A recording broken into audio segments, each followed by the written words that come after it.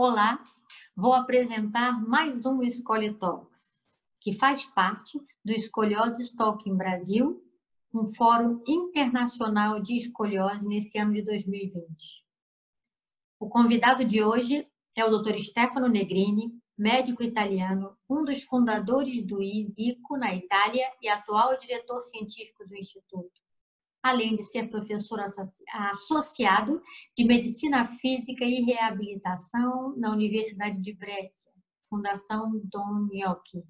Atualmente, ele ocupa e desempenha papéis importantes em várias sociedades científicas italianas e internacionais, incluindo a presidência da SOSORT, Sociedade Internacional de Tratamento Ortopédico e Reabilitação da Escoliose. Faz parte do conselho de várias revistas científicas e, em seu trabalho, além da intensa atividade clínica dedicada agora exclusivamente a crianças em idade de desenvolvimento com escoliose e outras patologias vertebrais, ele sempre prestou muita atenção à pesquisa e atividades científicas educacionais e também populares para melhorar a abordagem científica e humana dos pacientes. Ele é autor de vários livros e centenas de artigos e capítulos de livros na literatura mundial sobre escoliose. É coordenador de pesquisa de reabilitação no Instituto Ortopédico Galeazzi, do IRCCS, também em Milão, na Itália. Ele é diretor científico do ISICO, Instituto Científico Italiano da Coluna Vertebral, também em Milão, na Itália. É diretor da Cochrane Rehabilitation e é o editor-chefe do European Journal of Physical and Rehabilitation Medicine. Esse é o Dr. Negrini, que vem nos falar hoje sobre importantes tópicos no tratamento da escoliose. Perfect. Hello, Professor Negrini. Hello. It's an honor to have you at our Scoliosis Talks Brazil. Thank you very much, and thank you to all the people that will join us, and I will be very happy to be helpful. Okay. Awareness about scoliosis is becoming more and more necessary, and the correct information is important, no? Absolutely. There is a huge need of better understanding what scoliosis is, and particularly in the public, and there are a lot of misconceptions and misunderstanding that should be solved. Yes, yes. And your knowledge and dedication to the treatment of scoliosis, combined with a close eye for the human side, will certainly bring many benefits to all who attend. Thank you. This is what I try to do. Yes. Oh, I'm sure. This occasion is being very special, Dr. Negrini, because I remember the huge impact that I had in 2011 when I know you and part of ISICO staff during the CS course in Milan, just after SOSORT meeting. Yeah. From this huge impact comes the commitment to do something to bring this quality information to Brazil. So as soon as we got back, the Scoliosis Brazil product emerged. No? Since then, we have been working to try to make this information possible for the greatest number of Brazilians. We can start our talk about an issue that is so important, and the title is Why the Treatments for Idiopathic Scoliosis Should Be Based on Scientific Results, and which are.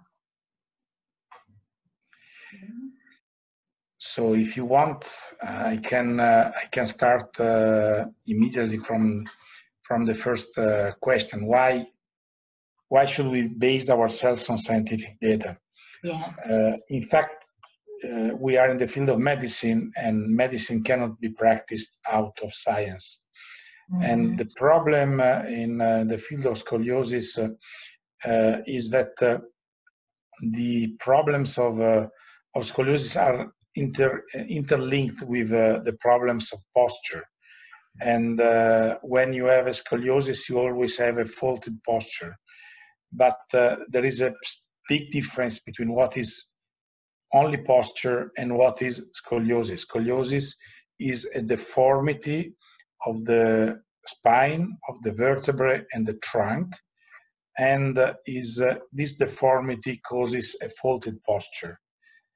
You can have just a faulted posture without deformity, and it's just a scoliotic attitude. And a scoliotic attitude doesn't create any deformity, and the bad scoliosis and the bad attitude of the posture doesn't become a deformity. We don't have any proof that that can happen. But faulted attitudes, bad attitudes, postural bad attitudes are so diffused in the population that count during adolescence up to 25–30% of the population. But that is not pathology.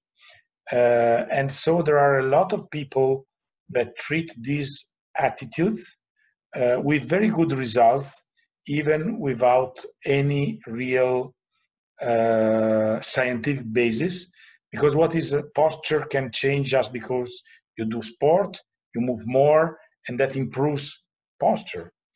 But when you go to the deformity, when you go to the real problem of scoliosis, doing sport is not enough. You cannot improve just because it happens for posture. You need real treatments, and these treatments must be based on scientific knowledge. So you can find a lot of people who have good results on what they can call scoliosis, but it's just posture. While when you go to real scoliosis and real deformity, that is not the case anymore. And the problem is that out of 10 boys, girls with a bad scoliotic attitude, you have only one or less than one that has a real scoliosis. So the real scoliosis is diluted in this seaside of scoliotic faulted postures that are not real scoliosis. And so people think that just doing sport or just doing some manipulation or some exercises, whatever, you can improve scoliosis. It's not true. You improve the 9 people without scoliosis, but the person with scoliosis will progress and will have important health problems. And that is why we really need to practice according to what science tells us. Okay, it's so important, so important, no? Yes, and about and which are these scientific results, Dr. Negrini? Until now, we have proofs of efficacy. In fact, only of 3 types of treatment. One is surgery, another one is bracing, another one is exercises, scoliosis-specific exercises, not whatever kind of exercises. And these 3 treatments have proved to be effective in different populations. Exercises as a standalone are effective in low, mild degree scoliosis. But when scoliosis becomes important, exercises are not enough. And you need a brace. In the brace, you can also have the help of exercises, but those exercises as a standalone are not enough. And only the brace can really help. And if the scoliosis is important, even the brace is not enough. And you need something more, that is surgery. And that really depends on the entity, on the quantity of scoliosis, of deformity. And there were old masters who used to say that scoliosis is a continuous lesson of humility, because whatever you do, there is always some patient that will not improve and will end up with a surgical curve. And that is a very different percentage according to the different treating people. So there are people that have better results and people that had less good results. But all of us who deals with scoliosis, serious scoliosis, the real deformity, know that unfortunately there are some curves that you cannot control, whatever you do. And even if the patients do it at his best or her best, you cannot control that curve. The better you are, the less it will be these curves. But if you find someone who tells that is able to treat all scoliosis, that is a fake person. That is a person who claims something that is not possible for what we know nowadays. Yes, yes. And Dr. Negrini, so to treat real scoliosis or like idiopathic scoliosis is necessary to be a specialist, no? To study, to learn, to dedicate very much for this condition, for this complex condition, no? Absolutely true. This is one of the few things that we know very well. People who treat scoliosis must devote a lot of time to treating scoliosis. If you are just an orthopedic surgeon, if you are just a physical and rehabilitation medicine physician, if you are just a sports medicine physician, and you see one scoliosis per month, you don't learn enough about the pathology to be really able to treat this kind of pathology. The best among us do only scoliosis. They don't do anything else. There are other people who do a lot of scoliosis together with back pain, with the spinal disorders, and still they are very good. But there are people who just do low back pain, and that doesn't mean that you are a specialist of the spine, but that doesn't mean that you are good at treating scoliosis. You really must devote a lot of your professional time to this field specifically. And nowadays, I must say that it's quite clear also that you need to devote, in the field of scoliosis, you have people who are devoted to surgery and people who are devoted to conservative treatment. Even in the field of scoliosis is not able to do everything. Very few people have the ability to manage conservatively and surgically. And usually you find only one of the two groups. And unfortunately today must tend to prevail the surgeons, but is important. Surgery for scoliosis is very demanding, but we need much more people dealing with conservative treatment of scoliosis than what we have today. Because for one surgical curve, be treated conservatively, and to which you could avoid surgery as the last option. Yes, yes, of course. Perfect. And Dr. Negrini, I would like to know, when I read your profile in ISICO website, I saw an interesting term called Principio di Barbara, and I'm curious about it.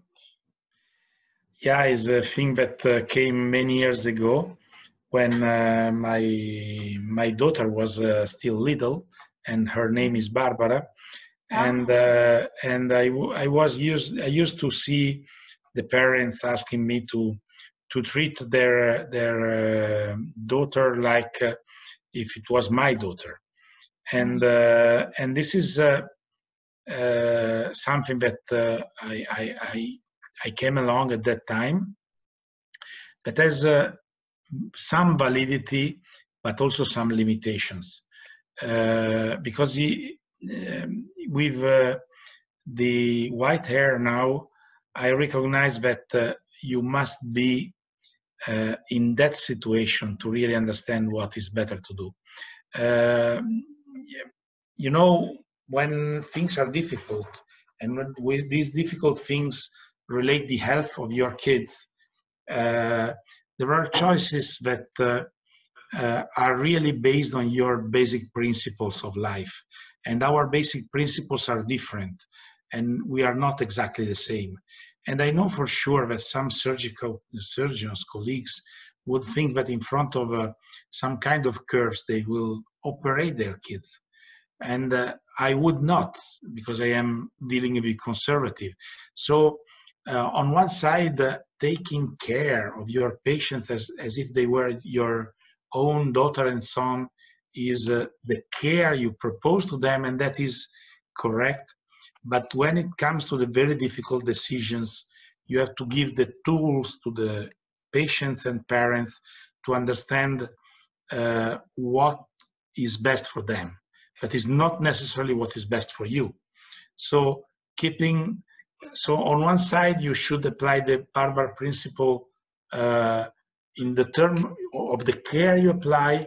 In another side, you have to recognize that the boy or the girl in front of you are not your own son and your own daughter, and that decisions of the parents will not be necessarily the one you would take in front of the same situation. So it's really a little bit a double position. And yeah, this is it. Yes, fantastic, fantastic. I love to know what it is. Fantastic. And for the end, for finish this interview, Dr. Negrini, do you have some words or advice for who will hear you, for who will see this interview, and especially in Brazil, or some words or some advice? The advice to the parents is to find someone you can trust. That is the first thing, and develop a good relationship with your doctor and your therapist and your orthotist. Find a team. This is the most important thing. Finding an individual is important, but the treatment of scoliosis require, and this is also very well known nowadays scientifically, require a team and that is complete, include all the people are represented. You need the physical therapist or someone who is practicing the good exercises for scoliosis. You need the doctor, you need the orthotist, and all these people should work together. And if you find a team, you have the more probability of finding success. And as ISICO, we are now working to try to provide to all the people around the world and help when they are missing some part of the team. So providing the doctor and providing the orthotist, providing the physiotherapist when one of these elements of the team is missing. Because nowadays we learn now, thanks to the COVID-19 emergence, very well, and we are nowadays from ISICO able to treat patients all over the world. And we practice telemedicine into Italy for people that were not able anymore to travel because of the lockdown to come to our facilities. And we are now, and because of COVID-19, we have been obliged to develop new tools. And these tools, in fact, open up the knowledge to the rest of the world. And that can be done also providing the braces that can be done also through telemedicine intervention. So nowadays really is possible to offer everything all over the world and the best all over the world. Okay, thank you. Perfect. And congratulations one more time. And thank you. Dr. Negrini, I have no words to thank you for your participation, which certainly brought much clarification to this condition so complex that is idiopathic scoliosis. Thank you, Patricia, and compliment for your work. Okay, thank you. Bye-bye. Bye-bye, everybody. Stay well, stay safe. Thank you. You too. Bye. Bye.